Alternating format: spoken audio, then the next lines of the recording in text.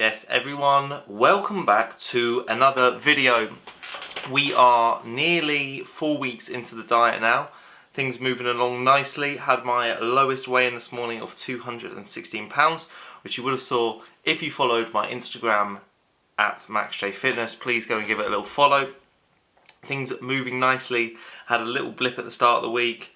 I won't lie, went out for a meal last Sunday and went a little bit overboard, but that's part of life. You know, I'm at university, it's having meals with friends, and that's what it's about, and I'm trying to do both at the same time. I'm not competing on a bodybuilding stage, I'm just trying to get lean so I can push back up and get lean for summer. So yeah, that's it really. Bit of a busy week because I've got deadlines coming up, coursework, exams, so this video isn't going to include too much because I just need to get a quick one done for YouTube. So I'm not posting anything as such. So yeah, it's just a little, we've got a push day today, and I'm going to talk you through the exercises, talk you through how I approach setting up a push day, and yeah, that's going to be about it. So let's head on into the video and let's get going. So push day, this is how I approach it. I've probably gone through this before, but it's worth going through again. Just to show you how I train. So we first have got a crucifix lateral raise.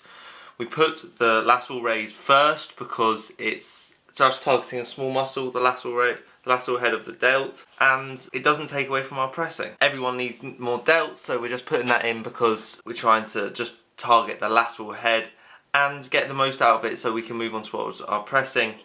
We then have swapped in a high incline Smith machine because we were doing a dumbbell high incline, but we've just found as we've got lighter, as we've got weaker, because you know we're quite a few weeks into the diet now and pressing is always the first thing to go, we just don't have that stability anymore, and we know that the more stable you are, the more force you're able to produce. So if you're in that stable environment, you don't have to focus so much on the stabilizing muscles. You can just push through, target where you can just focus on where you're targeting. So here we're focusing on our upper clavicular head and our delts.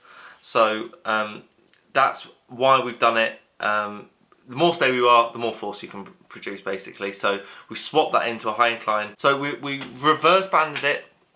So it's actually kind of doing the opposite of what the pec does in terms of the strength profile. So your pec is strongest in its lengthened position and it's weakest in its shortened position, but we've actually banded it so that it actually gives you that, it drops off in the shortened position, so it gives you that little bit of help, and then there's no band tension at the top. So we're actually just overloading the shortened range a bit more because we're fresh. Because we're just trying to get it short and overload that shortened range. We then move on to a prime incline press, loading it on the mid pin. Here I did 3 plates and I basically couldn't do it at all. We had loaded it between the middle and the bottom pin in the previous weeks, but we decided to load it in the middle pin, which I'll go on to talking about. And I put 3 plates on because I thought I was going to be able to do it. It was heavier than last week, but I didn't anticipate how much heavier it would be without loading it on the bottom pin. So when you load it on the bottom pin, it is lighter here, similarly to the Smith machine. So it's lighter in this position, and it gets heavier towards the shortened position. So because we did that in the first exercise, we then loaded it in the mid pin, so there will be a slight drop off at the top. Whereas in the first exercise there isn't a drop off; it gets heavier because the dumbbells are heaviest in its lengthened position, slightly drop off at the top. So we've just kind of switched things around. So we're just working through all the ranges, so it's getting heavier. It's heaviest probably in its lengthen range, and it gets lighter. Not so much compared to if you were to put the weights at the top, but it does a good enough job. So yeah, had to put 2.5 plates on, and I think I got 7 or 8. So yeah, that was a lot better set. Doing 2 sets on every exercise actually, I forgot to say, so 2 sets on the crucifix, 2 sets on the high incline, and 2 sets on the prime incline. We haven't got any flat press in there at the minute, just because the prime flat press has a bit of a weird angle. It kind of moves up and back. It doesn't just, the path doesn't feel amazing, whereas the incline does, and we all need more incline, that upper chest. So you know, that's why we put 2 inclines on there. The first one is a high incline, so we're trying to target our delts mainly on this one. We then move on to a pec deck. So we've got cuffs, cuff flies in our upper body session, and then we've got the pec deck in our push session.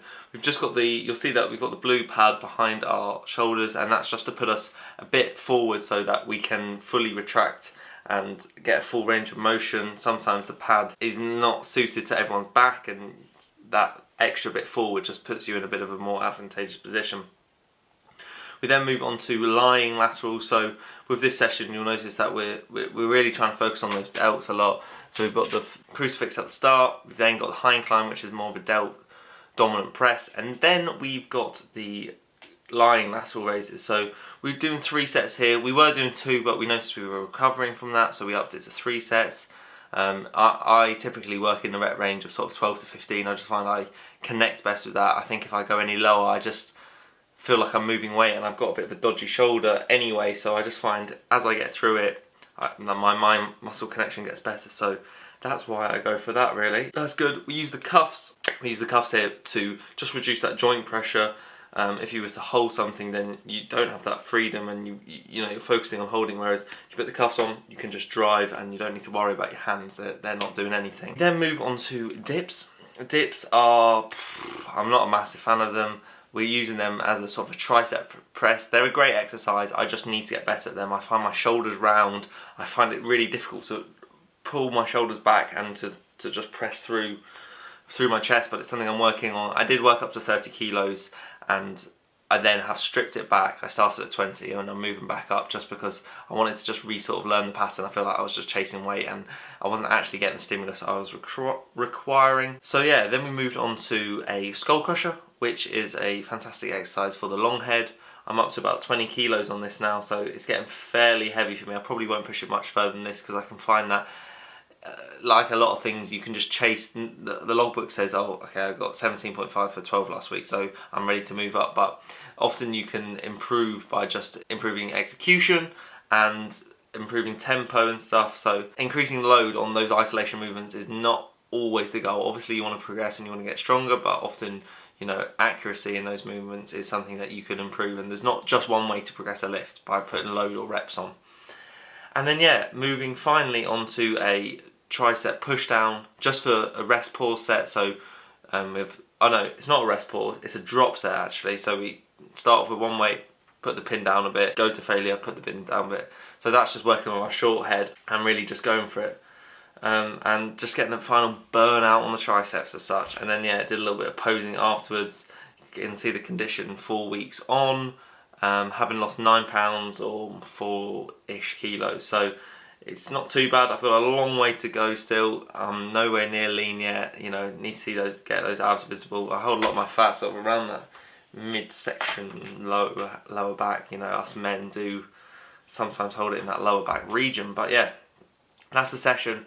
Apologies for the video not being a very exciting, a lot going on. And I've got a lot on at the minute, and it's at the stage in the diet where nothing too exciting is happening. Like, you get over that initial couple first weeks of it being an exciting thing, and then that middle period where not a lot happens, and then towards the end is when the real changes start to happen. So yeah, I hope I can bring some content like that, mix it up a bit, and yeah, hopefully you found this video somewhat interesting, somewhat informative, and yeah, that's basically the video this week. I hope everyone's doing well. So yeah, please like, please subscribe, and I'll see you in the next one.